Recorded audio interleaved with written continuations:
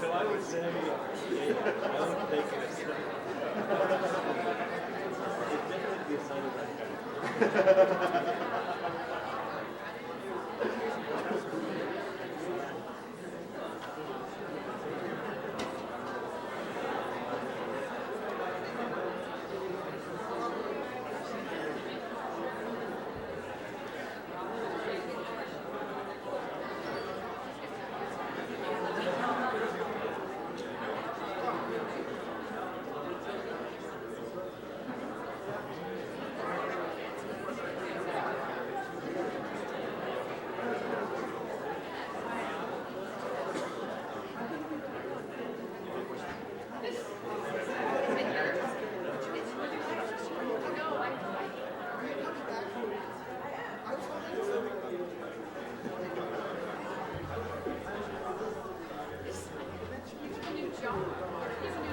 Yes. I need some help, but not that kind of help.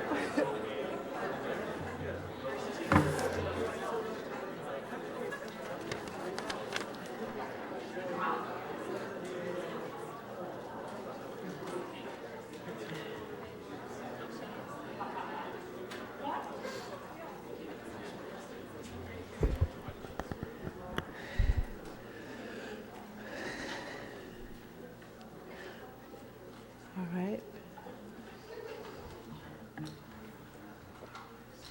Welcome, everyone, to our first Friday event of the spring semester. Kicking off this incredibly exciting day, we are very pleased to welcome Thomas Weaver here to share his work with us in a lecture titled, "This Has Killed That." We couldn't have asked for a better way to start the day and for this evening's lecture by Rem Koolhaas and Irma Boom. Tom is an architectural writer, teacher, and editor, educated at the Bartlett School of Architecture, University College of London, and then at Princeton University, where he studied and obtained his PhD under the supervision of Georges Tissot. In the 90s, Tom's worked as an editor of NE, Architecture New York, a magazine in New York, and taught courses in architectural theory and design at the Cooper Union. Based in London since 2002, Tom combined teaching positions at Brighton University with editorial work on publications for David Chipperfield Architects and Foster and Partners. If you read or heard anything by Norman Foster in those years, Tom would have written it.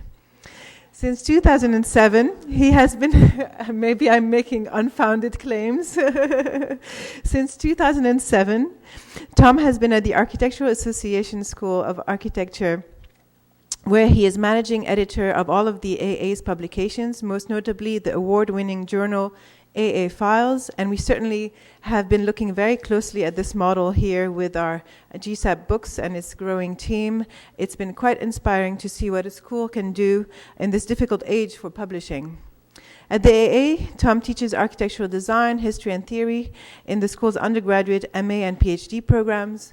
And in addition, he's also a visiting professor of architecture at the Catholic University in Santiago de Chile, a visiting fellow at the University of Queensland, Brisbane, and a visiting examiner at the Department of Architecture at the University of Cambridge. Tom is no stranger to GSAP, having lectured here almost exactly a year ago, invited by Enrique Walker as part of the AAD Arguments series. I'd also like to say that today fell together almost effortlessly and by magic, thanks to the graphics project group, Laurie Hawkinson, Enrique Walker, Leslie Gill, and Forrest Jesse, who've been working underground, almost as a grassroots organization for a number of years now. So they finally emerged, and I'm really excited that this is becoming such a fantastic beginning of the spring semester. And today brings an amazing pair, as I said, of talks with Tom's lecture this afternoon, and tonight Rem and Irma's.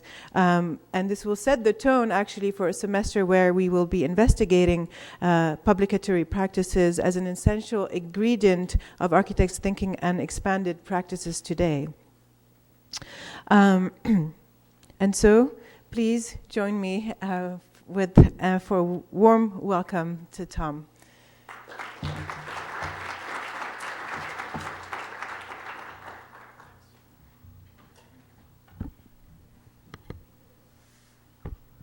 Thanks, Lamal. Can you hear me okay? That Foster kind of factoid is something I was going to try and keep under my hat, but it's one of the more shameful aspects of my bio. It's always a pleasure to be back in New York, and especially here at Columbia. And as Amal said, I spoke last year in a similar series that Enrique organized. And actually today I'm going to be covering a lot of the same material. So I just wanted to apologize, first of all, for any kind of overlaps and repetitions that you might hear and see. But the main difference, though, is that whereas last year I kind of spoke mostly about architectural publications through a kind of a rant, basically, about writing, today I'm going to speak more specifically about graphic design, but I'm still going to have a rant. And this time it's going to be mostly about what constitutes the architectural object in various publications and pedagogies. But before I start, I just feel I should also explain my title a bit. Gavin Browning, who directs the public program here, said he wanted something short and punchy that would fit on the poster, and this is the best I could come up with. Now, it comes, of course, from the famous chapter, Ceci tuera cela, this will kill that Victor Hugo added to the second 1832 edition of his novel, Notre Dame de Paris, which was published a year earlier.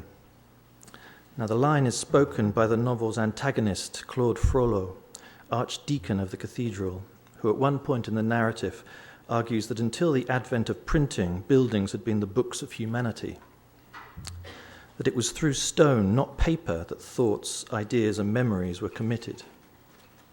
And so for Frollo, when the book took over the task of recording these things, it emptied architecture of culturally relevant meanings, since when architecture was dead.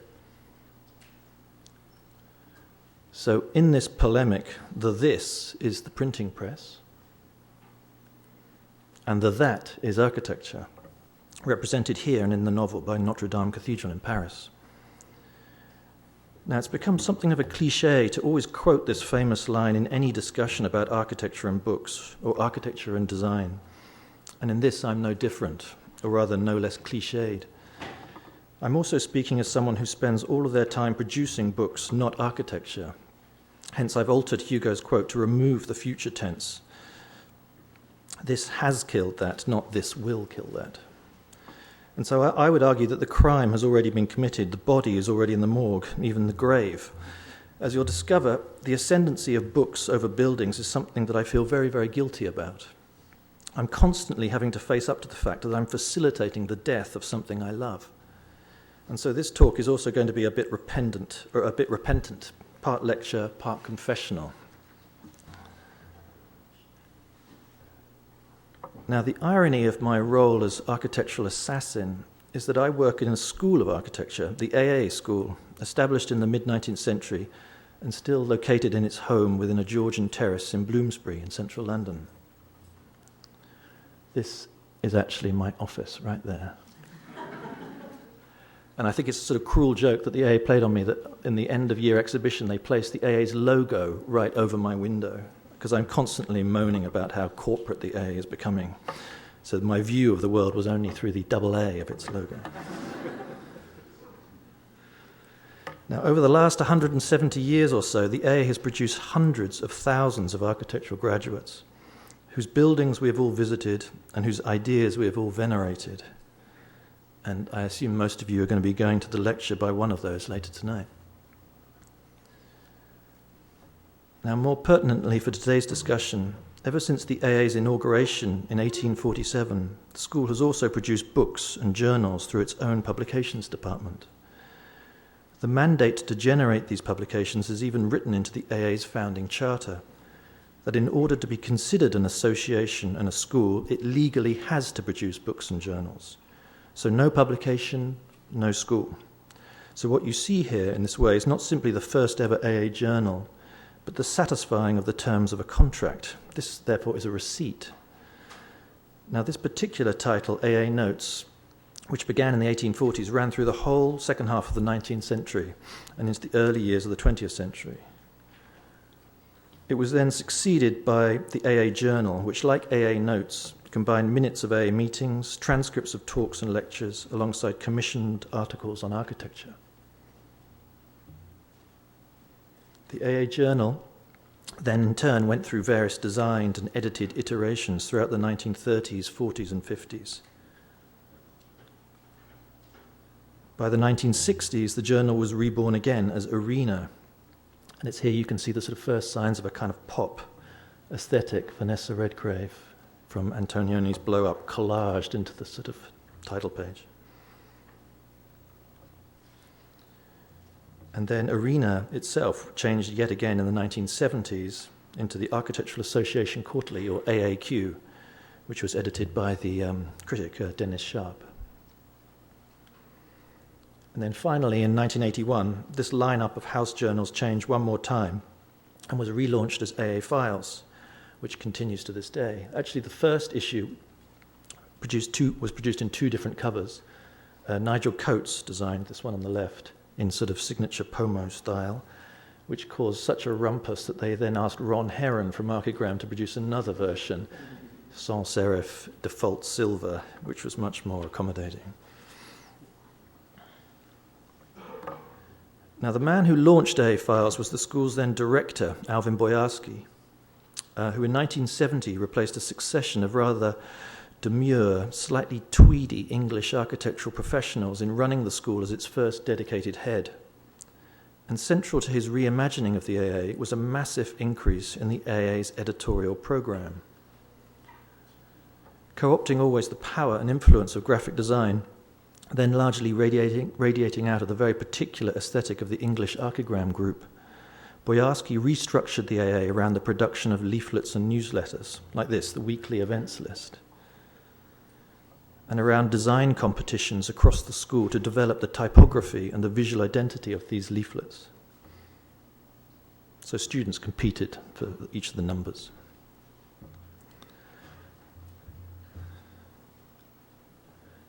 It was also structured around subversive student publications like this one. This is the Ghost Dance Times, which was edited by Martin Pauly.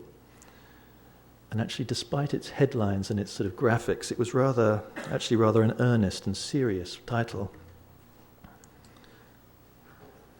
And then around lots and lots of books, from anthologies of AA student work and staff work, to profiles of relevant contemporary or historical practitioners, like Goldfinger, Cedric Price, to beautiful books celebrating the work of his architectural friends, like this one, Victims by John Haydock, or to mischievous exercises in packaging. This is a book on the Swedish architect Sigurd Lerevants that for no obvious reason was bound in sandpaper, meaning it deliberately ruined the cover of any book it was shelved alongside. So in this instance, the book kills the book. This will kill this. And then even luxurious but somewhat mannered architectural projects masquerading as books. This is Peter Eisenman's Find Out House, one of a series of loose-leaf box sets of drawings also featuring then upcoming architects like Zaha Hadid, Daniel Libeskind, Shin Takamatsu, Bernard Schumi. Now, these cost an absolute fortune to produce and very nearly bankrupt the AA, but they're also kind of wonderful. And there's actually a few of them left, so I would really advise anybody to get in touch with the AA and try and buy them. And it was also entirely consistent that in transforming a school of architecture into a publishing enterprise, Boyarsky then transformed himself from an academic director into a publisher. And so we see him in this photograph, which he himself staged, sitting at his desk as if he were an editor, with 3 telephones, an in-tray and an out-tray, and a desk strewn with editorial papers. Now, if we scan forward 20 years or so, this is the current director of the AA, Brett Steele, and we can see that he continues to present himself in the same guise, but this time not so much as the editor as raconteur, but as the publisher almost lost within the magnitude of his own output. And again, consistent with this self-choreographed image, because for sure this is also staged, the AA in the last 10 years has further increased the extent of its published books and journals. Now, the products of this expansion used to be represented like this, as books on a growing bookshelf, ranging from journals to profiles of AA student and staff work, anthologies of architectural writing, one-off treatises or manifestos, and lots of exhibition catalogues. Now, more recently, though, they are now presented like this, as a stack of books, or rather the book pile as skyscraper. So the this has killed the that by its appropriation. Books have become architecture. Now, my own role at the AA today is to oversee the production of all of these things, which I do with a small team of 2 other editors and 3 graphic designers, producing 15 or so books a year, in addition to 2 separate journals, as well as every poster, every invite, every wall text, every laminated health and safety notice in the school.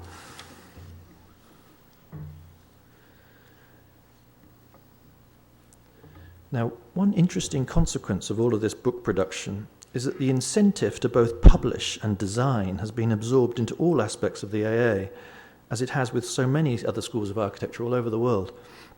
And so we've seen exhibitions at the AA like this one. This is the Archizines show, which celebrates different independent journals and magazines. Or shows that reveal the hidden processes of book production. This is the AA's Bedford Press Riso printer in the middle of the school's gallery, in which both the subject and the object of the show was the production of a book, generated live in real time during the exhibition. Or a couple of years later, this show, OMA Book Machine, which collected all of OMA's books and publications together into one vast mega book, a kind of XXXXXL, which the director of the school actually was hoping to sell, but no one bought it. Or shows about other publishing endeavours. This is an exhibition curated by the Italian journal San Rocco, the editors of which are fiercely intelligent, but also fiercely good at their own self-promotion, in which a massive composite book of copies was produced. So basically, editors of a book producing another book made up of lots of other books. So the assumption behind the show was that the idea of architectural reference or quotation is now understood only through a number of books you collate.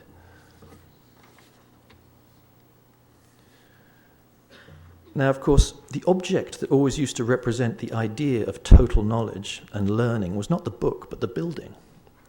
Perhaps best represented not by Hugo's Notre Dame, or even Ptolemy's Library at Alexandria, or Boulet's King's Library, but Bruegel's Tower of Babel. And so the substitution of the building with the book also suggests the abandonment of architecture as metaphor. Why use a building to symbolize knowledge and bookishness when you can just have one ridiculously enormous book? Design has somehow become literal. Now, the effect of this obsession with books is that students at the AA now, like many other schools, don't design buildings so much as books. End-of-year exhibitions at the AA are like an assemblage of multiple different libraries, each full of boutique, lavishly expensive volumes. So the design portfolio has been recast as the book.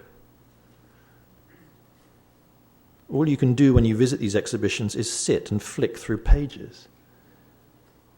you also have to have seats, because it's now like a library, so you have to build a seat into the exhibition. Or as in the case of my friend Pier Vittorio Aureli's recent show, you stand and read various one-off tomes. So here the book takes central position in the middle. It is the subject of the show. The drawing is relegated to the edge, to the periphery, and is merely a backdrop. Now, even architectural history has somehow been corrupted by this mania for books. For example, Le Corbusier is now sold to us as an editor and a designer who dabbled occasionally with building.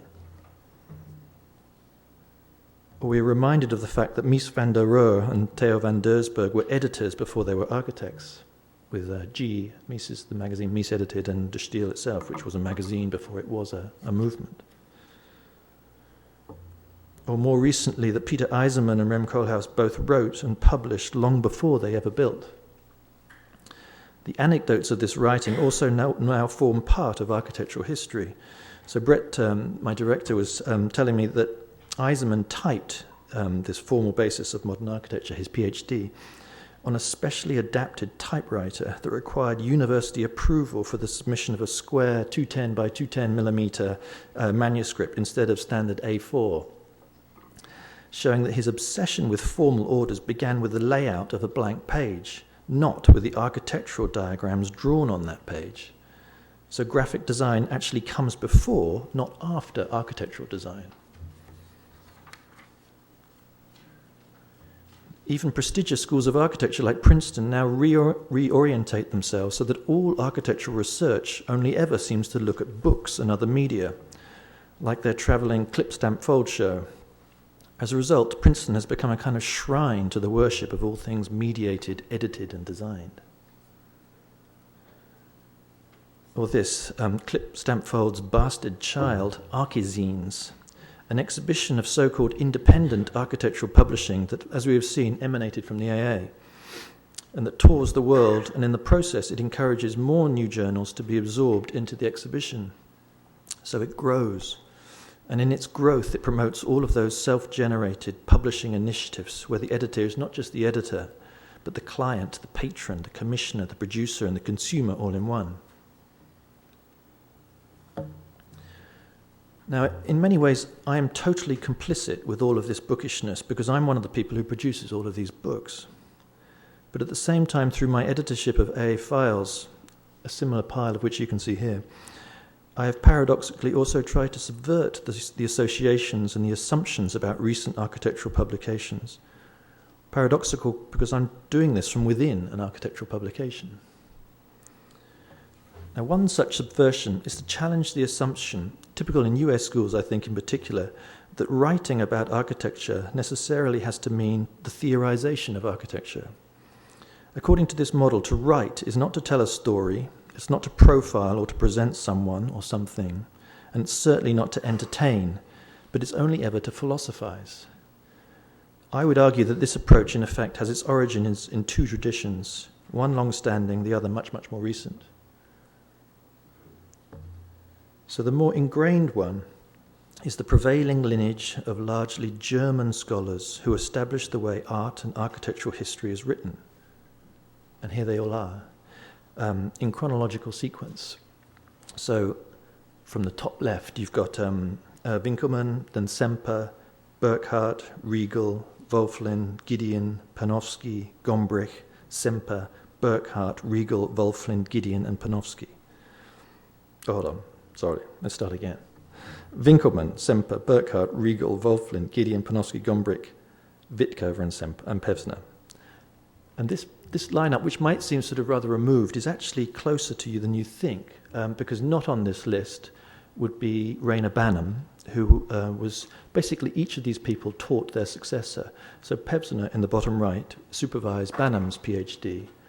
Banham, in turn, taught and supervised a huge number of historians, not least my professor on my MA course, Adrian Forty, who taught me.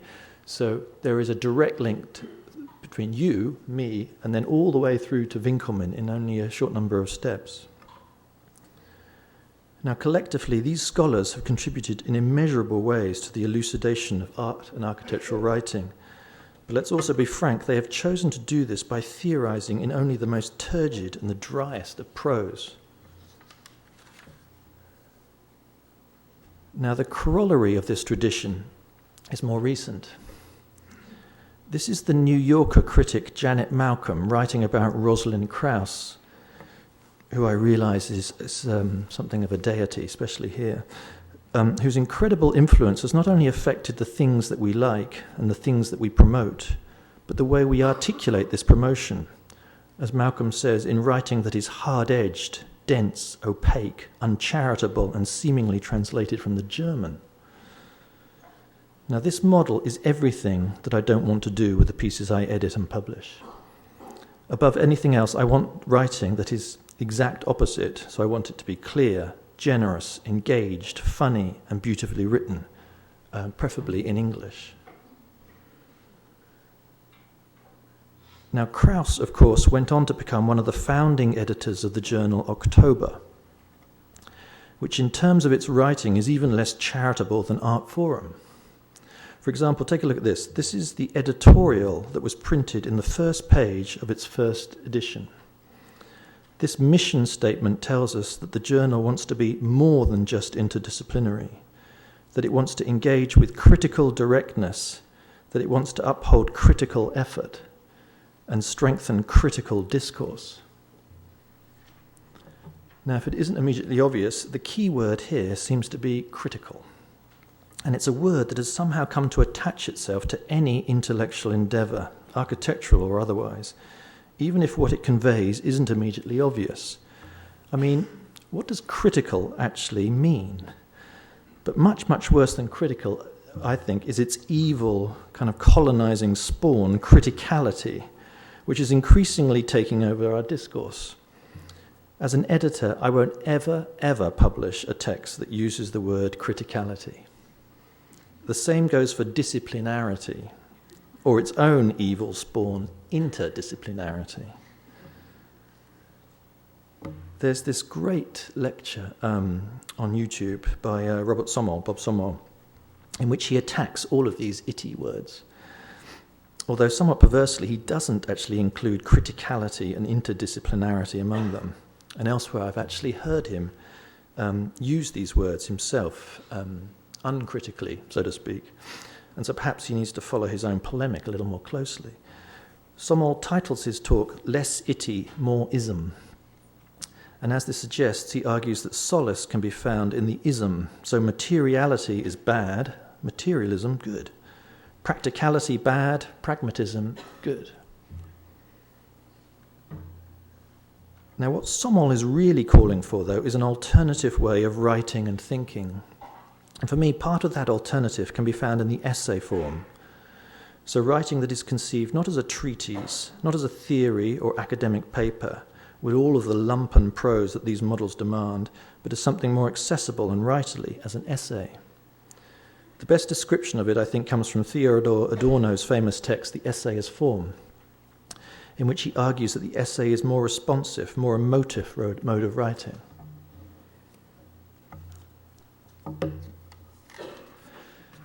Now, I've spent ages looking everywhere in terms of architectural, traces of architectural historiography for references to the essay. And the only one I could find is this short letter written by the historian Alan Colquhoun to his friend, another historian, Jacques Gubler, in which he gives, as he himself puts it, some thoughts on the essay.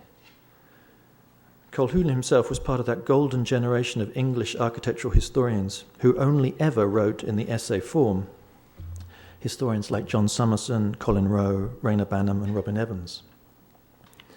As Colquhoun writes, the essay is not merely a quirky Anglo-Saxon genre puzzling to all continental Europe. It is an important agent of the Enlightenment, combining learned ideas with popular expression. This, I think, is the ideal, to be scholarly but accessible, to reveal a huge degree of learning and erudition, but also to be able to write about this learning in an engaging way. Now, part of this engagement, I would argue, is to recover the thing that makes architecture so compelling and somehow return to the object. This is a great passage in Jeffrey Eugenides' 2011 novel, The Marriage Plot, which is basically a kind of campus novel, in which the protagonist, Madeline, thoroughly fed up with reading post-structuralist theory in her English literature course, rediscovers the 19th century novel, and with it narrative, character, plot, and ultimately meaning. Now, in many ways, I think this is what we should be doing something similar with architectural publications and also architectural pedagogy. That is, somehow place the object, by which I mean not just the building, but also the person, the fragment, the anecdote, or the detail, back into the centre of the discourse, so that rather than killing architecture, the book could envelop it, could protect it, could ensure its continued survival. Now, I can constantly preach about these things and worry about all kinds of conflicts, even while hoping for something better. But ultimately, in my case, I had to shut up for a brief moment and produce something. More particularly, when I assumed the editorship of AA Files, I had to publish my own issues of the journal.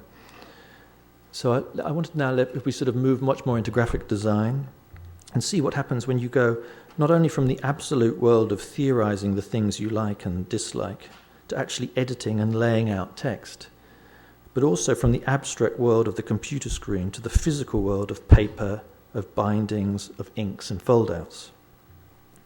So this is basically the extent of AA Files as I inherited it. 54 issues of the journal produced by 3 different editors over almost 30 years, and with each editorial change clearly discernible in the content of the journal.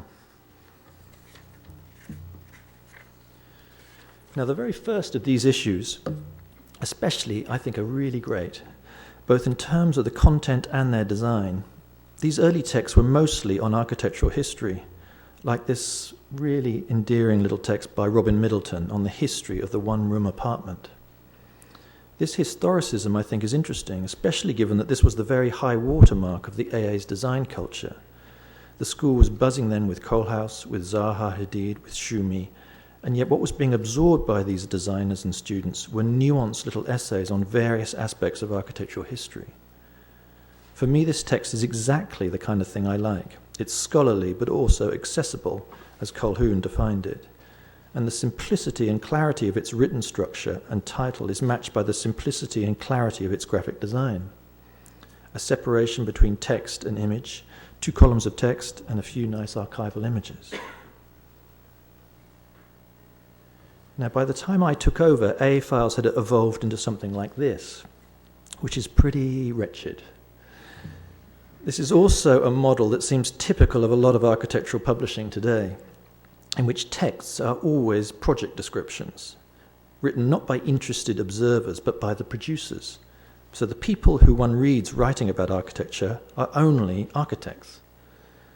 And they all have inane titles, like Topographies of Negotiation, and horrible graphic design, where the text always basically radiates around the image. So the image is the priority. Text then just becomes something that fills the space left over. Because this was sort of the sort of high watermark of parametricism, it always had these reversed drawings, lunatic single surface projects, nasty little sort of mathematical glyphs, like these sort of underscores in front of everything. Totally meaningless.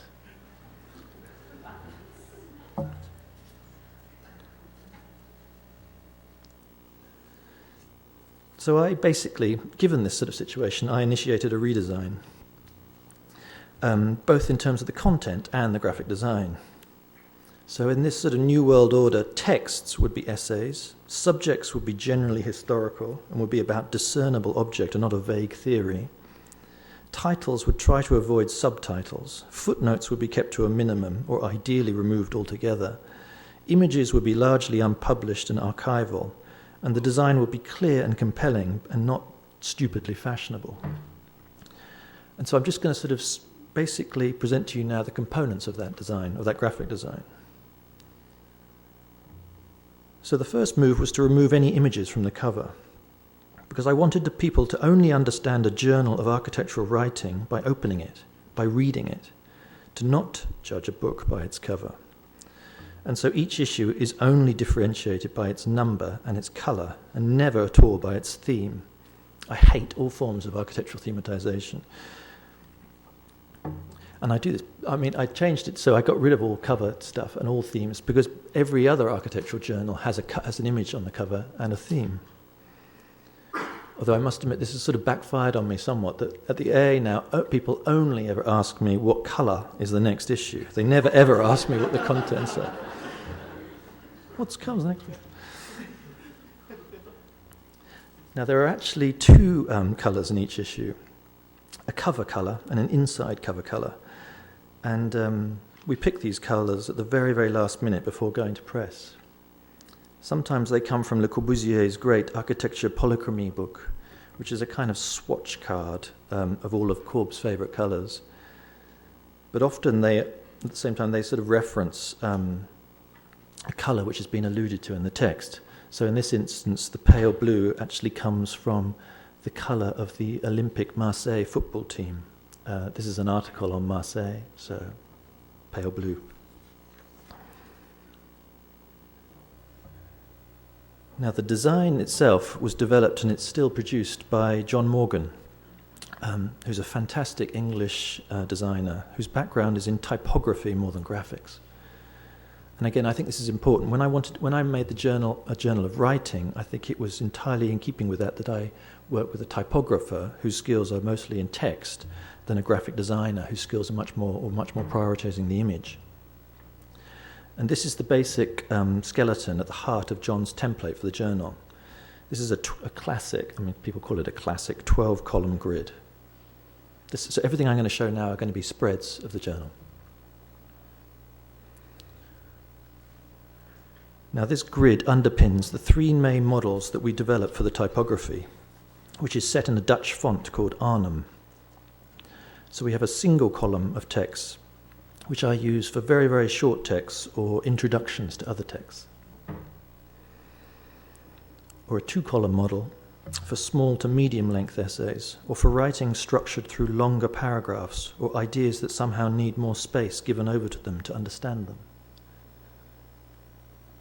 And then a three-column model for long text, or those pieces of writing that are more staccato or jumpy, switching quickly between ideas and associations. Now, as much as possible, I try and encourage my writers not to use footnotes, because I think that a true essay doesn't have notes, and that a good writer should be able to tell the whole story of something within a single narrative. I also want to resist the academic veneration of the footnote, which seems to think that the more notes you have, the brainier you are. But actually, most of the time, I lose that argument, and I just have to have notes. But I usually relegate them to the end and make them end notes, arranged here over 4 columns. So this is the end of the text, the main text, and then the notes are on the last page in 4 columns. I'm also, as you'll see, especially anal about ending a text on the last line of the page. So I like the last word to be right flush with the last line. And you can imagine making that all fit is quite difficult. I hate white space. I hate those sort of blocks of white space. Similarly, I do the same sort of thing with footnotes. There, we had to have a white space, so I filled it up with an image. So this is, with this cat, this is not a random cat either. This cat is, alluded to in the essay. It's actually a sign-off of a letter that this piece is writing about. And here's the caption for the cat.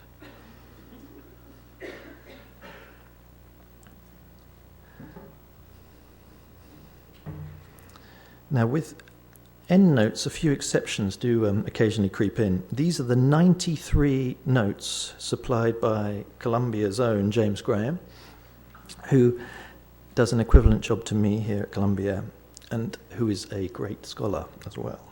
Now, his text he wrote for me is a fantastic piece on Le Corbusier and Eric Satie.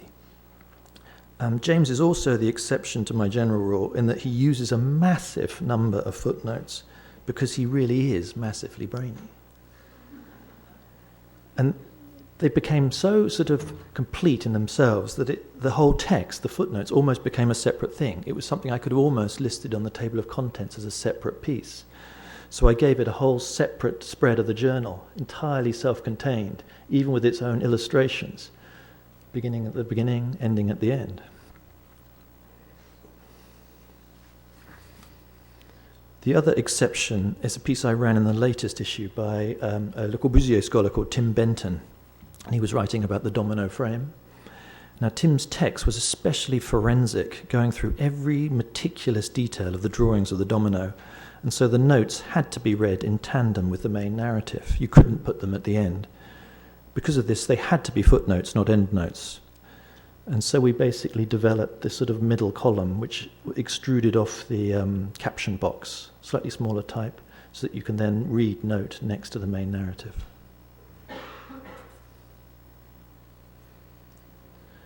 Most of the text I publish also begin with a title page, pulling out a suitably emblematic image. I'm a bit of a fascist when it comes to titles. I like really short, sharp titles. The more tabloid, the better. I hate long-winded titles, and I hate colons with so there's a main title and a subtitle.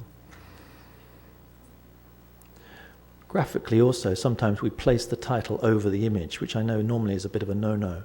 But this is a building by J.G.P. Aud, which is basically a billboard. So it had all of this blank space. So it seemed to be inviting placing the title on the actual image, or in the architecture.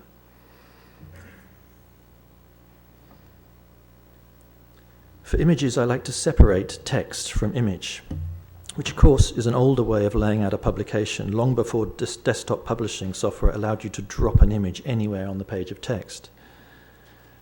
John Morgan's typography is so immaculate that I want people to see it for what it is. And similarly, when I have a nice image, I want to see it large by itself. This is actually a piece by Massimo Scolari, and this is one of the arcs. Scolari is obsessed by arcs. It's one of his arc drawings. I also think people write better when they are not writing off an image. So they're writing blind, so to speak. So they concentrate only on the text, and then the image is a sort of separate narrative that we place separately. I think when people write off a multitude of images, often writing becomes like a caption.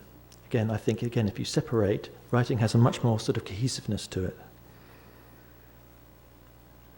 Now, of course, sometimes a degree of integration of text to image is required, but as here, the image follows the grid of the text. So unlike that first spread of AA files that I inherited, the image observes the rules of the typography, not the other way around.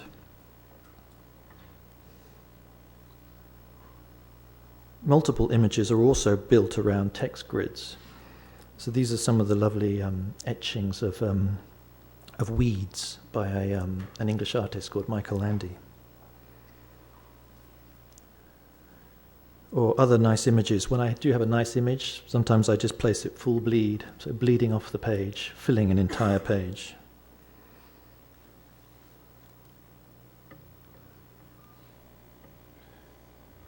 Or again, similarly, I often place an image across a single image across a double-page spread. This is a famous, not so famous, this is a photograph of Reyna Banham in the Mojave Desert. It's from the same shoot by Tim Street Porter when he was cycling his bike across the desert. And Tim had never published it before. And in the book, Scenes in America Deserta, Banham is always eulogizing about the emptiness of the desert. So I felt that this image had to be big, it had to be empty, it had to show Banham as this tiny figure within the vast expanse of the desert. But I also think that when increasingly now every image has a value, when you publish an image, you have to clear the copyright of that image. And so if I'm going to have to pay for an image, I'm going to use that image huge. I've even done more recently full bleed single images across a spread for the opening title spread of a piece.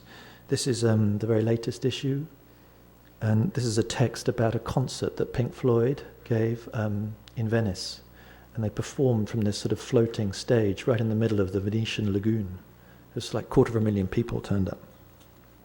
So in a way, just like the architecture or just like the story, I wanted the image to float, to be floating by itself on the page, just like the architecture. But when you have to aggregate images, or when you have images where there's no obvious hierarchy, we've developed a kind of magazine-style layout, boxes of images with white border divisions. Now, despite these kind of various sort of types, in the main, for each piece, John and I try and find the right strategy, often inventing new things rather than trying to force a text and an image into a set template. So in this instance, I'm just going to present you a scenario here. In this instance, I met this Australian PhD student a few years ago who was doing his thesis on stripy buildings, stripy architecture. I mean, it sounds stupid. It sounds like a glib, a simplistic topic, but it's actually really nice. So he wrote this text for me that was relatively short, and so I edited it further so that it fit exactly on 3 columns across a spread. So that's the entirety of the text. Very simple title, just telling you what it is. So then how do you actually illustrate a piece about stripy buildings? The answer is that you do it as stripes. So you just show those buildings. And I think increasingly when people write as a taxonomy about a subject, I want to see the entirety of that taxonomy.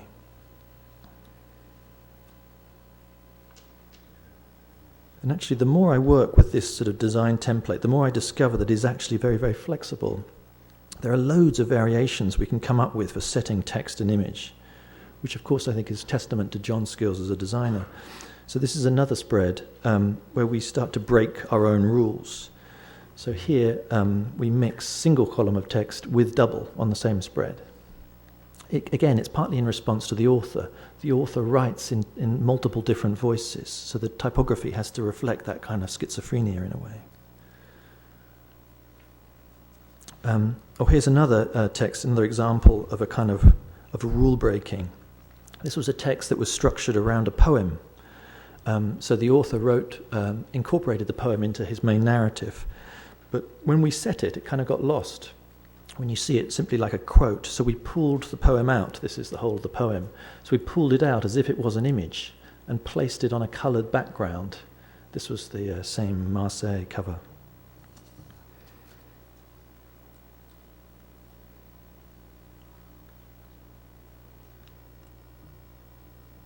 Okay, here's another manipulation of the grid. Developing a kind of page model where there's a sort of upstairs and a downstairs. So images along the top, text along the bottom across this 2-column grid. And again, this is in response to the way the author was writing, where he was endlessly alternating between text and image. So you needed this sort of dialogue, this backwards and forwards. And this is a more extreme version, again, of a kind of multiple dialogue.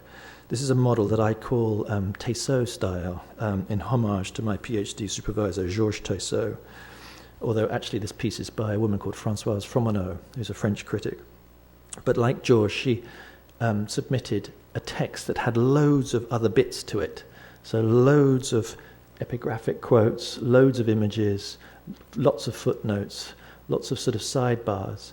So we developed this approach whereby you drop the text in single column and then you allow for this sort of meteorite shower of other bits and pieces to sort of go either side of it. It allows references to be developed. So she's writing the text about the Villa d'Alava, one of the first buildings that OMA did.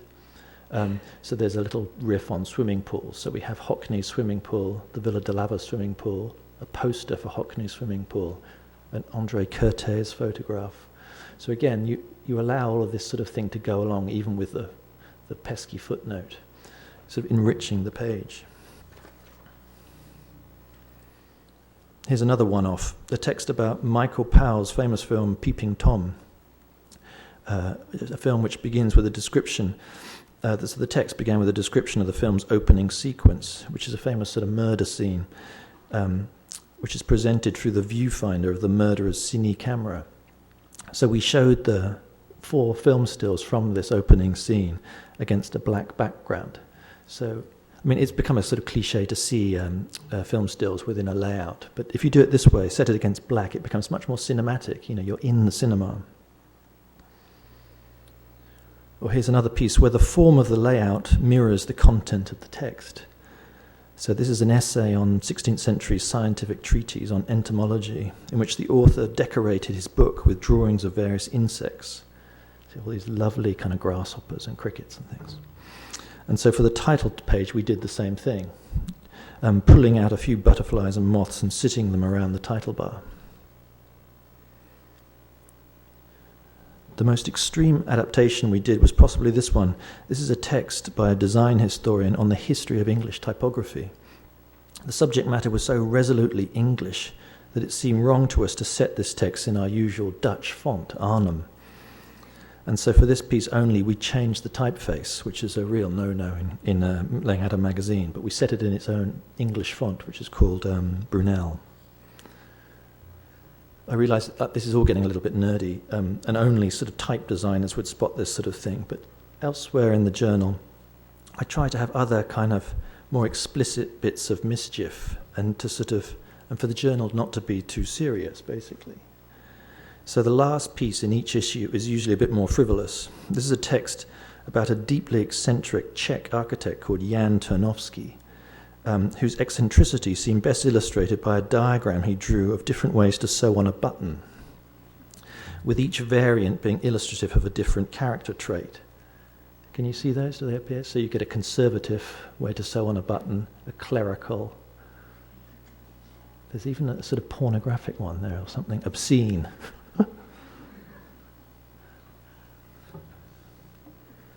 Here's another last page piece by the architect Peter Wilson.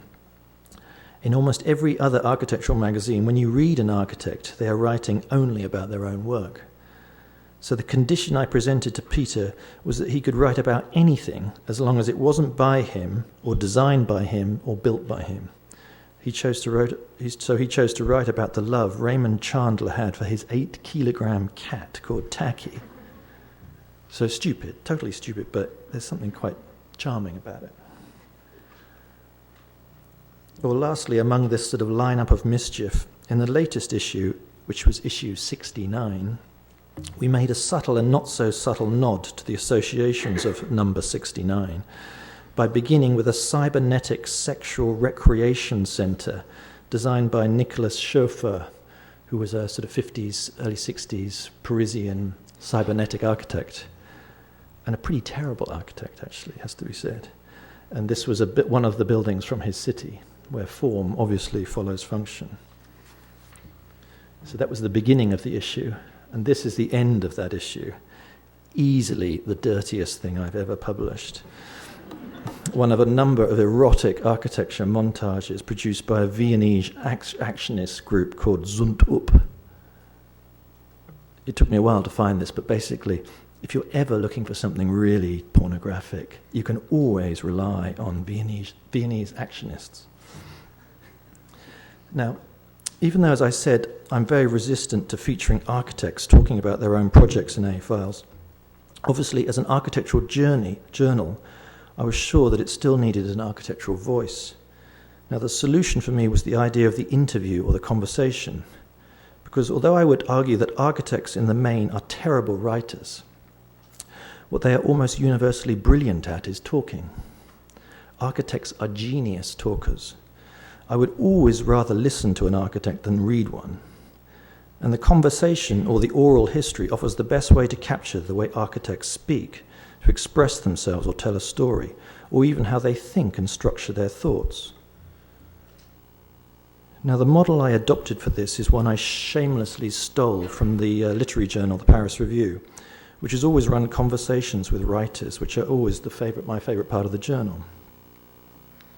So I've done exactly the same thing, commissioning for each of the issues I've edited 1 or 2 conversations.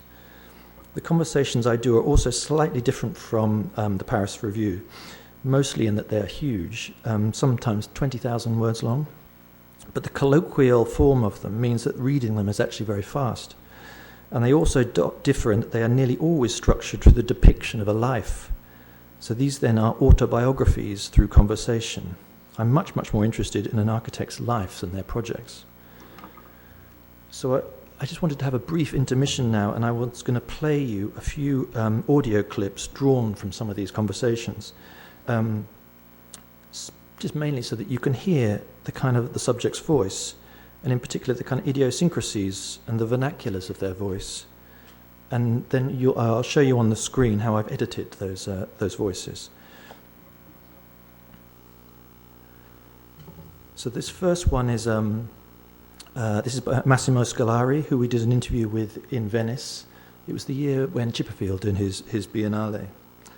And Scolari, for many years, taught architectural drawing at the Venice School of Architecture and was a sort of crucial member of the Tendenza group. So hopefully this is going to work.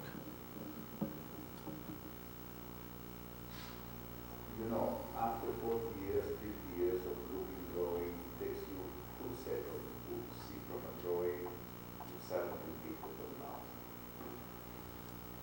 And also to see It's if they have knowledge or... It's like with a musician. If you go to the school of music, you witness a selection for singers. Already passò así, another one. You fire another one. I mean, it's very easy for somebody. Yes. So you must have encountered students who are excellent students, who are articulate and full of original ideas, but you can't draw. Yes, Peter Eisen.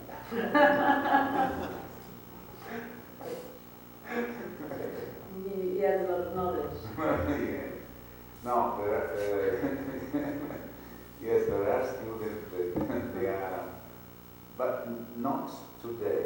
I must say that was a characteristic of maybe 20 years ago, that you can have students that are very cultivated, very theoretical, very philosophical oriented, but not gifted, usually coming from the classical high school.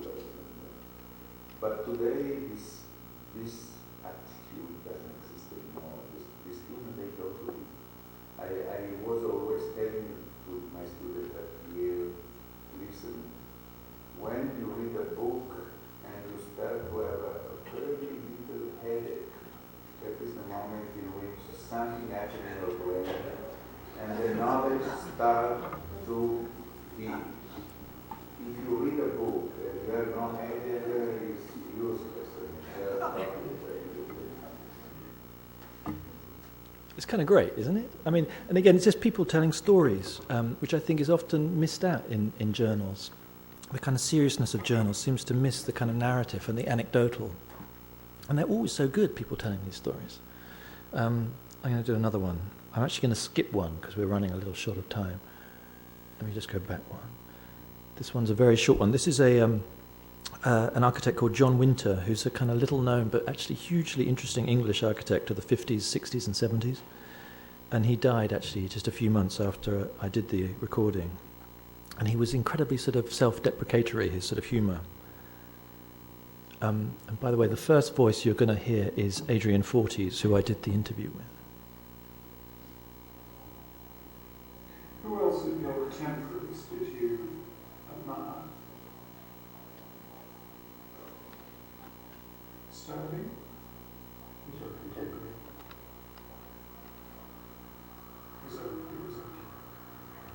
To have a conversation with him, so we shared a flat together at the same seat. And during that time, I got to know very well, obviously, we shared a flat.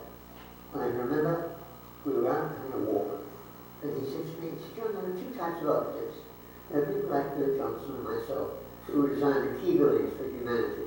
And there are people down the board buildings in between, designed by people like you.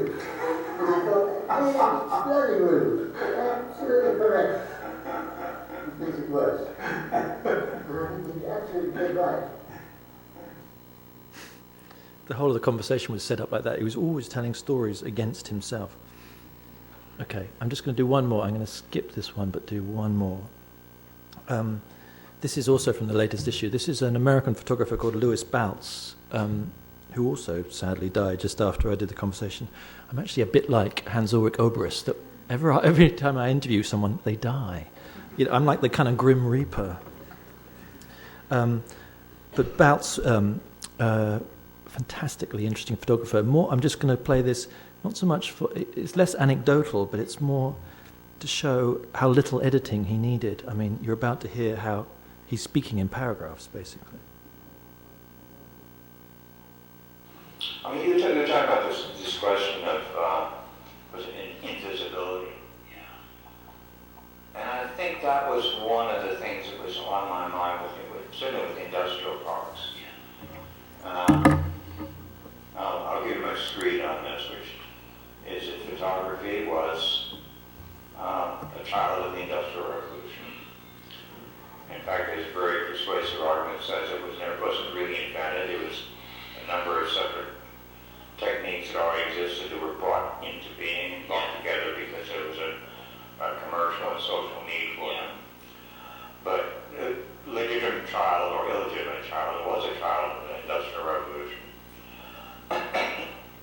And he photographed industrialism. Turned its glass eye back on its historical parent. Yeah. And what it found there was something that was discernible with the human eye. Yes. And it found a world of pulleys and levers and Aristotelian principles that a reasonably logical person could look at and figure out. Yes. Which I think is comforting in a certain way. And then at some point, probably around the time I was in school, we passed from the mechanical age to the electronic age, where nothing is revealed to the eye. I mean, that's what interested me about Irvine, because it was, among other things, one of the other things, by the way, was that he was the most highly praised and decorated plant industrial environment in the world, and therefore became the model of many others all over the world. But it was also, it kind of goes beyond Walter Benjamin saying you wouldn't know what goes on in the cook factory. No, you would not know what goes on, and it's not a coincidence that you wouldn't. I mean, this is really an architecture and a planning of concealment. Okay. Now, just recently, in kind of, again, in sort of shameless plagiarism of the Paris Review, I've pulled out all of these recent conversations and edited and published them in a separate anthology. The books themselves fit graphically into a sort of scaled-down mini versions of the journal. Actually, when we were first redesigning AA Files, we initially thought of doing something quite quirky with all of these conversations, largely in homage to the great book The Bald Soprano, which is a play by the avant-garde Romanian playwright Eugene Ionesco, which in 1956 was published as a book with typography and design by Robert Masson. In the book, the dialogue leaps out from the heads or the bodies of the characters or darts across the page in different sizes and typefaces. I mean, it's fantastic graphic design. But we soon realized, though, that the conversation texts we were generating were much, much longer. So the responses were not one-liners, and so the model didn't really work. But still, in our first, in our more somber way, in the first AA Files, we did a kind of nod to the Bald Soprano by reproducing the heads of the protagonists. So this is Alessandra Ponte, and this is Francois Dallegre. But soon afterwards, we settled for this more classic way of laying out a conversation. Just a title image on the left, an introductory text beneath it, and then the conversation arranged on 3 columns. Now, at the same time, we do also embellish other aspects of the text as laid out or indulge in other idiosyncrasies. And so in each issue, we design a display typeface. So this is one of the earliest ones we did, which was just sort of using a decorative font that we liked. And actually, we generate these letters right at the very, very end of the process, just before the journal goes to press. And sometimes we only have time to design a few letters, and we can't afford to design a whole alphabet. So then I have to edit the text to fit the letters that we have. So, you know, I have to begin a paragraph with a T or with a B. So it becomes a kind of game, in a way. So on other occasions, the choice of the display font references aspects of the text into which they're inserted. So this is a new translation of Roland Barthes' wonderful Eiffel Tower essay, using a font from the cover of the first French edition. Or similarly, a text by Joseph Albers, decorated with one of his own stencil typefaces. Or this in the latest issue, this is a translation of Foucault's Heterotopias text, illustrated with a disco typeface, partly alluding to Foucault's love of 70s discos. Or more playfully, this is a piece on Alvar Aalto, in which we kind of did a kind of reinterpretation of a 19th century Pouchet type typeface, where you where the inside of the letter was sort of filled with decorative elements.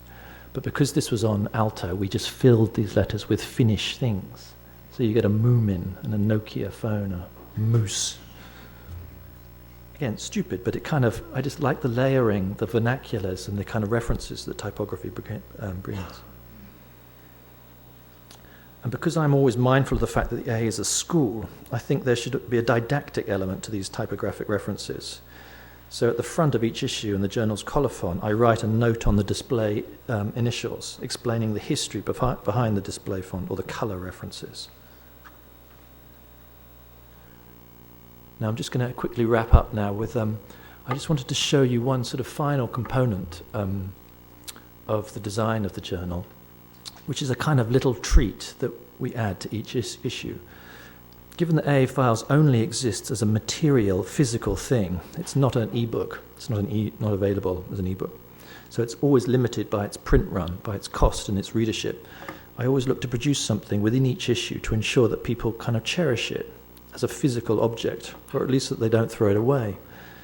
So this is also a kind of rebuke to online publications. So you can't obviously get a physical treat on a Kindle or an e-reader. So in the first one we did a scratch and sniff aspect. This was some research that Columbia's Jorge Otero Payos did on the smell of Philip Johnson's glass house. So he worked with a perfumier and actually produced vials, perfumes of the smell of the house. So we placed those smells over as a screen print over the caption. So you rub the caption and then you smell it. And it actually works. It really smells. Jorge produced 3 vials of perfume. One in relationship to the smell of the house as it was first built, so the smell of plaster and leather and wood. Another, a smell of the occupants, so lots of composited smells of aftershave. And then a third was the smell of cigarette smoke. So I got this famous photograph of Andy Warhol having a cigarette with Johnson in the glass house, and we put the ink, the smell, on the cigarette. So less pyrotechnically, we've also introduced different paper stocks into each issue. Or we've done various fold-outs. This is a reproduction of a panorama from a Baedeker. Or another fold-out.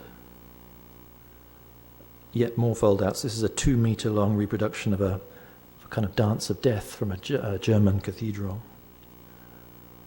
Or a large gatefold drawing. Or a single sheet of images that holds vertically, not horizontally.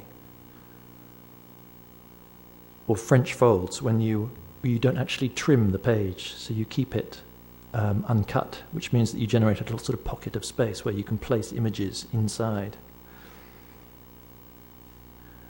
Or other inserts. This is a stencil sheet that we did for a piece on typography.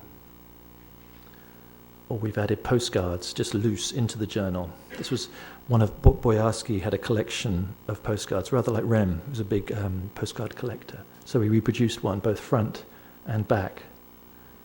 Or yet again, this is one thing that backfired on me. I mean, 3 or 4 of these postcards were sent back to me by librarians, saying that they'd found a postcard in the journal. And did I want it back? 2 of them posted it back to me, thinking that that was an actual stamp, rather than just the scan of a stamp. But I think it's a mandate for an editor to really annoy librarians. So more of these trinkets, the better. You drive librarians crazy. Or in the latest issue, we actually cut a hole in the page. So we laser cut a hole in the paper. This is a text about a kind of a typology of Neapolitan staircases within courtyards. And you always approach these staircases through the courtyard. So in a way, I wanted the design to simulate the way you actually approach the architecture. So there's the cutout again. So it's obviously just framing that central first courtyard. Or again, to simulate an architecture, we've done pop-ups. This is one of Le Corbusier's veils for his Baghdad Stadium design. So it's a silhouette drawing by Le Corbusier that could only really be understood 3D. So when you reproduced it flat on the page, you didn't understand it. But here you can see that it's a sort of structural fin, a part of the stadium. Well, last of all, this is a piece by yet another Colombian scholar called Tao Zhu. He did an essay for me about the idea of bigness in China. So we produced a poster that accompanied his text that started off small and then unfolded into something really huge. And this is my last image. So, and in a way, I think it's sort of symbolic of what I ultimately want to achieve. That is, I want to smuggle the building in all of its objecthood, in all of its massiveness, back not only into the journal, but into the whole discourse. For as much as I'm drawn to all aspects of design and typography, everything to do with reading and writing and historicizing and looking at images, I think that for me, when it comes to preserving the things that we love the most miserable life of all would not be one without books and journals, but without architecture. That's it. Thanks.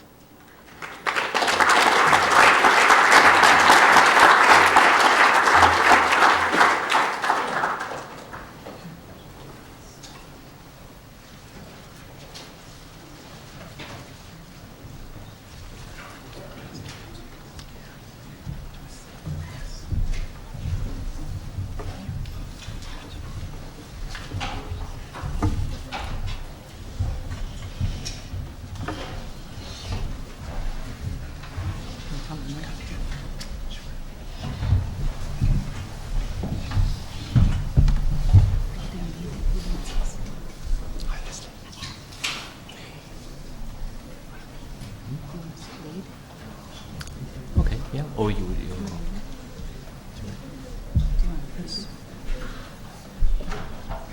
Yeah, I could. Yeah. Okay.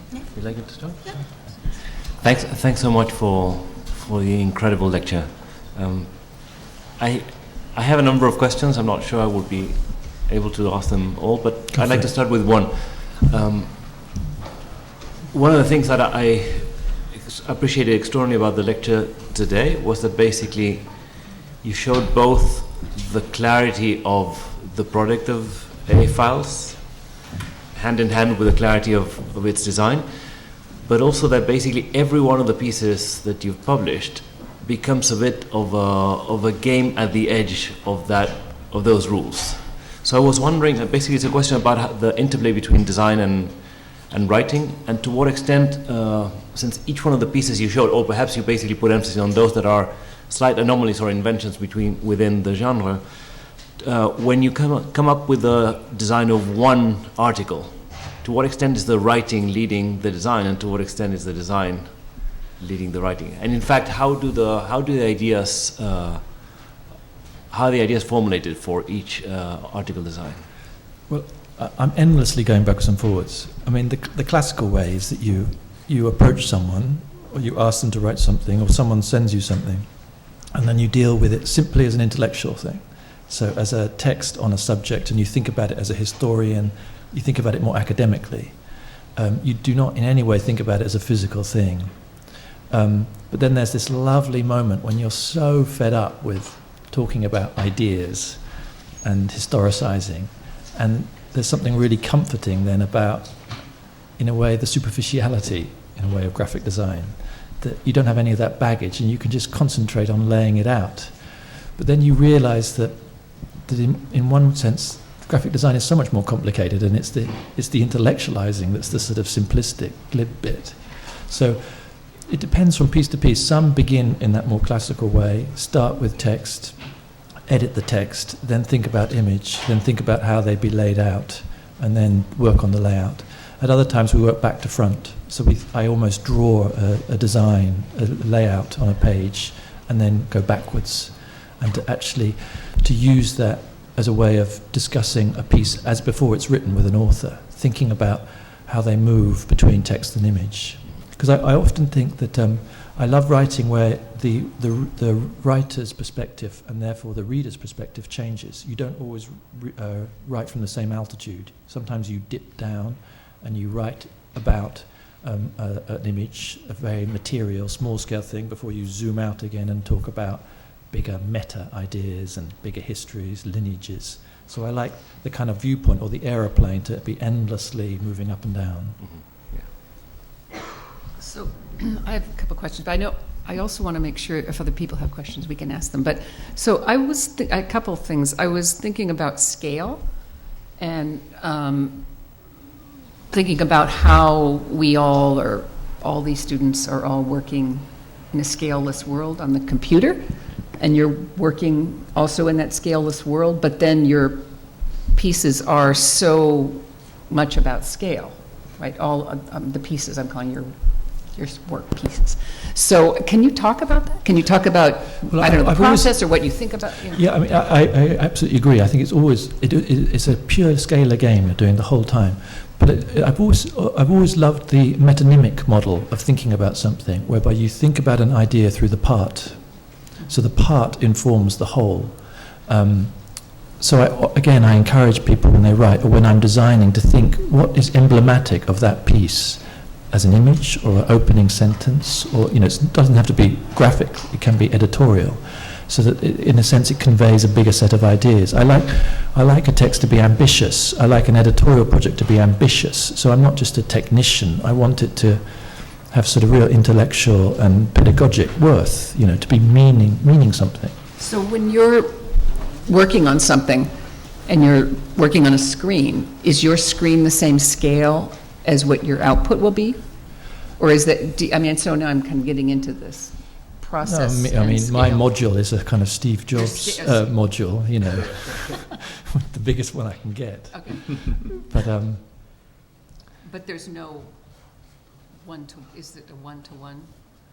Are you? No, again, I quite like that remove initially. So it's just phone calls and conversations with people about how they're writing and what they're writing about. And talking about it almost compositionally, as a piece of orally, because I think good writing sounds good, it's mellifluous. So that's why I always phone my writers up. I never email them, so that you can do the da-di-da-di-das. You can actually hum a good sentence to them. But then, there is that nice moment where you just put away the computer or my computer, and I simply put it in the hands of my designers. But they're not next to me either. I quite like the separation. They're at the other side of London. So we then start just conversing by PDFs and design treatments. I mean, for me, my question is based more on you as an editor and actually sort of going line through a text. And I think that your lecture today, at least from my point of view, talked about how this kind of flow and rhythm between image and layout and word and meaning comes together to create a single entity. But you didn't talk as much about how you take a text and how you go from that first moment that you open a text, and how do you begin to think about what that voice will be, and what do you enhance and what do you suppress.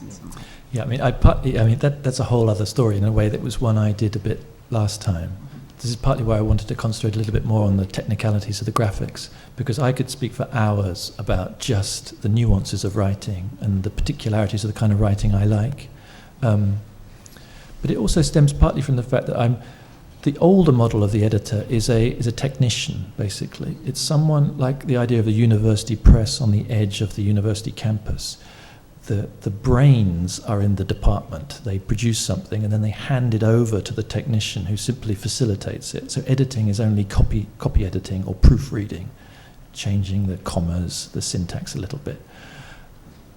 Maybe delusionally or maybe not so delusionally, I think I'm an academic more than an editor. So I think it's an academic exercise that I'm doing. I'm really using my own training as a historian and my own academic background to develop the text with the author. I mean, I sometimes characterize it like a backseat driver, but I want to be involved. I want to grab the steering wheel and really rewrite sometimes passages and text so that it's as good as it can be. And I like the fact that model now, there's lots of me. I mean, James is another me. There's every school now seems, the real power of architectural schools, it seems to reside within editorial projects.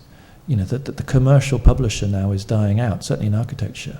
But ETH in Europe, Bartlett School, the AA, Harvard, Princeton, here, all have strong, strong editorial projects. So there is a place within a school for the person with one foot technically in a technical discipline like graphic design and editing, and another foot academically teaching, so that the actual lessons learned of graphic design and editing are actually academic lessons. I've always tried to sort of work with the PhD students at the AA so that they write their PhDs. Instead of me receiving it after they've done it, we're actually doing it together. So an editorial project is actually absorbed into an academic project. I think my question is, it was a great lecture, and I'd love to hear for a few moments one step back in your process where you reject a thematized image or title for each journal, or maybe it's a thematism, as we learned today, and take one step back and talk about the genesis of your content for each volume. I think oftentimes the students that I see in this program, one of their greatest questions is, I have so much fantastic work that's available to me, but I'm not exactly sure how to select it or begin to build the structure of a book. Yeah, it's tough, because in a way I'm asking for two contradictory things. I like, in a way, to, one sense, be willfully arbitrary. So I really like it when accidental things just come up. People writing off same subjects or referencing the same text. But you can only get that arbitrariness if you don't thematize. So if you simply scoop up what happens to be outside the front door and then make it as good as it can be. But then at the same time, I agree that you need, as a student or as a writer, your own editorializing project. That is, making a selection, privileging, creating a hierarchy, because you need to be able to present what's good and not so good, or reject the not so good and keep the good. So of course you need some filter, but I don't think that filter should be reducible to a thematic, unless that thematic is simply quality. That's the only overriding theme. It has to be good. I mean, I've always resisted that terrible editorial mandate where the editor is somehow the person who alone can invisibly, like kind of Neo inside the Matrix, see themes where no one else can see things, and then give that theme a name, and then sort of somehow group lots of people together. It also comes out of two things for me. One, when I was doing my graduate work, endlessly going to stupid conferences, always under some spurious thematic, where people were presenting papers, but they weren't abiding by the theme. They were simply presenting whatever they were working on. I just think it's much more obvious if you or honest rather, to say, just to present what you're doing. But also because I worked at Any magazine in the 90s, which was the kind of the shrine of themes, I mean, the whole Any conceit, anyone, anywhere, anyway thing, whatever, is a thematized project. And I was just bored with that. I mean, I loved it when I was doing it, but I think that there's other ways of doing things. But also, editorially, I like, the kind of journals I like are just ones where you trust that they're good. Things like the New Yorker or the Paris Review, where you just know it's going to be good. And you don't pick it up because it's themed. You pick it up because it's good. I'm wondering whether there's anyone who has questions. We have probably 5-10 minutes left before. Yep. In the back, in the center? Yep. Somebody. Hello. Hi. Actually, I have so many questions. I'm going to throw them quickly, and you feel free to answer whatever you find more important.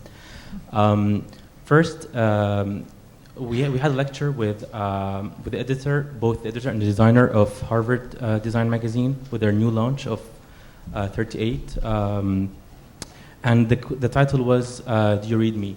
And I have this question: who reads who in the university, editorials and magazines or books? Is it for students? Is it for PhD people or researchers? Is it for practicing architects? Who is your audience? And do you read? Well, I'm going to move to the second one. Since you're also part of the whole AA publications, how do you find the other publications, such as like AA Words or the other the other series, do they complete the AA files, or they have each one has to stand out from the other? And the third is, do you think you need a new editor to come and change the format of the publication, or you can do that again, like after 10 or 20 editions, that I reached the point where I need to come with a new, completely different design? Okay, I'm going to answer before I forget the previous two. So just in reverse order, I think editors have sell-by dates. You know, they're like a yogurt. They'll go out of date. And I realize that my time is limited. And I don't believe in the idea of reinventing yourself, redoing it. But I do believe in the idea that when you get the job, one of your mandates is to throw everything out, redesign it, start again. I think too many editors actually do that graphically and not editorially. The first thing they do is they redesign physically the journal, but rather than actually the content. Harvard, case in point. And I think, so, you know, the more difficult question for me then would be what happens next, but let me worry about that.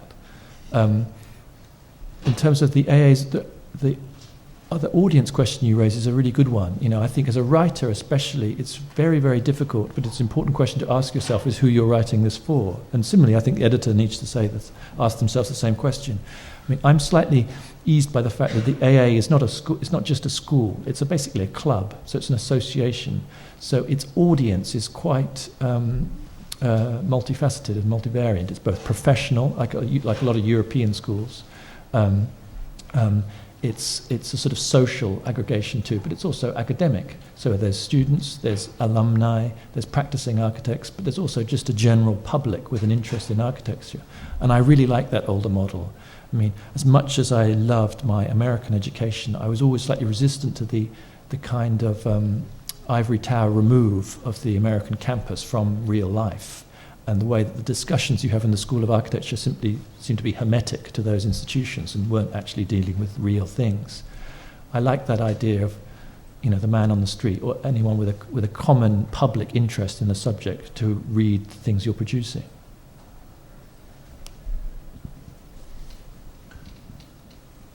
At the very back? Yeah.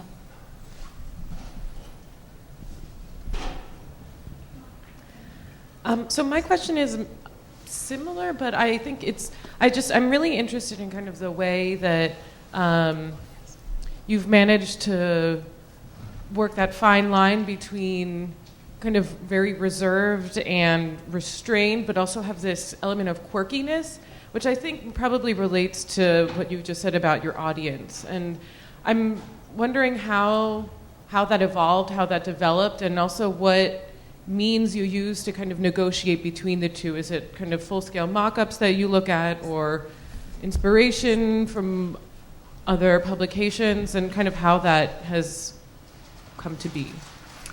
I mean, it developed partly just through the absence of those things in existing journals. So, you know, there wasn't any of that. You know, the journal, but also the published text seemed to be so serious. You know, there didn't seem to be enough lightness of touch. And I don't like the separation between an academic world and a kind of populist, a lay world. You know, that often academics are very sniffy about journalists, that journalists are there just to produce one-liners and laughs, and they're the serious people. I mean, there's so many aspects of both those worlds that I like. I like rigor, and I like scholarship, and I like erudition, but I also like the idea of packaging and writing that texts in accessible ways. Like I said, this is why I like the essay model. But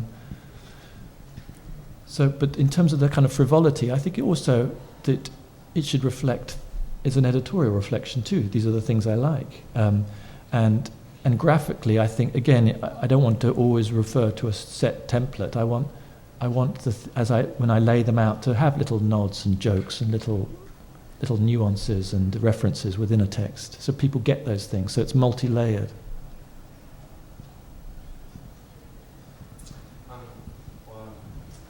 What is your relationship with independent student publications within a school or a university? And what do you think the role should be if they neat work? I'm a firm believer in, the publication or the idea of producing a journal within a school. I think a good school should be publishing stuff, both the kind of house journals, like the more formal publication, but also more satirical and sort of responsive, lighter, student-led publications. They don't necessarily have to inform one another. I just like their adjacency. I like the fact that there's lots of things going on. But I would always emphasize that these things are there to be read, that this is part of my resistance to the kind of whole archizines phenomena, where it's the object that is celebrated, simply the design, the sort of the physicality of the thing, rather than what it might try and say. Because I just think that when you commit something to text and you publish that text and you look at it carefully, it's a more heightened form of what someone is trying to say, and I think that needs to be communicated.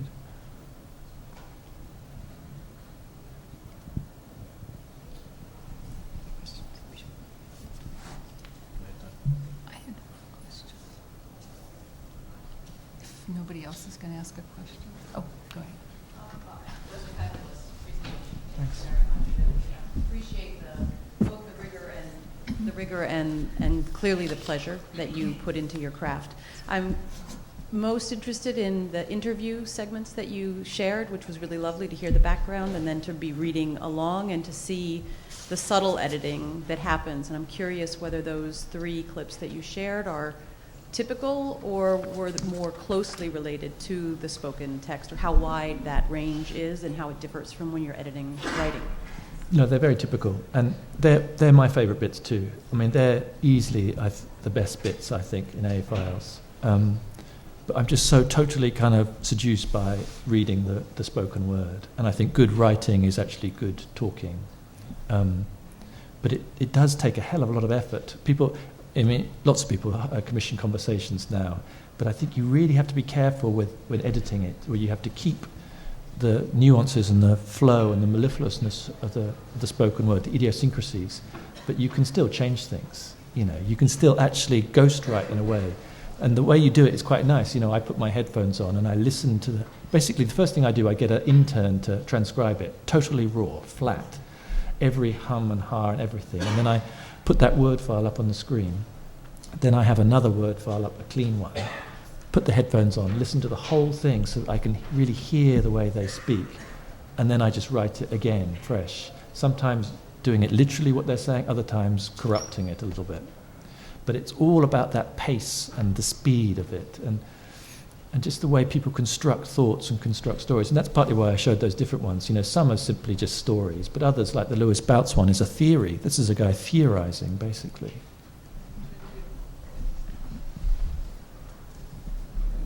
I just want to ask a quick question about, maybe it's not a quick question, but at the end. I wanted to ask you about political cartoons, and if you've ever commissioned them, if you ever used them, on the heels of Charlie Hebdo. So, have you... No, I've never done anything with any animator. But I love all of that stuff. I kind of grew up with all of that. I think about archigram as almost sometimes as kind of... Yeah, although I have to be slightly careful with it, partly because the AA, the AA is a school more than any other that is seduced by the image, where the image carries everything, and it's always been had a rather kind of complicated relationship to the word. It isn't an academic institution, so it's not quite so well versed in words. It always uses images, and I want to subvert that. I want people to read things and read something cartoonish within a text, rather than always to be sort of swayed and convinced by an aesthetic, by an archigram montage or a bubble or a caricature. I think you can write a caricature, you can write in a cartoonish way, in a way more convincingly than you can draw it. But also the problem is finding a good, sharp cartoonist. If someone sends me something good, I'm going to definitely publish it.